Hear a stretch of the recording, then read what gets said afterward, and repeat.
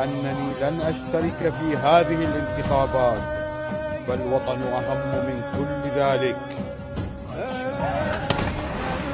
يجب حصر السلاح بيد الدولة، ويمنع استعمال السلاح خارج هذا النطاق. على علم باستعدادنا عدة وعددا،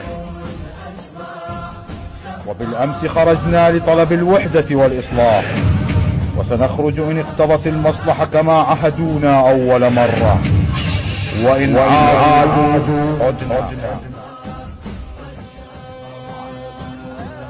السلام على أتباع الصدرين، والسلام على محبي الصدرين، والسلام على أنصار الصدرين، والسلام على السائرين على نهج الصدرين، والسلام على عشاق الصدرين، والسلام على مقلدي الصدرين، ورحمة الله وبركاته.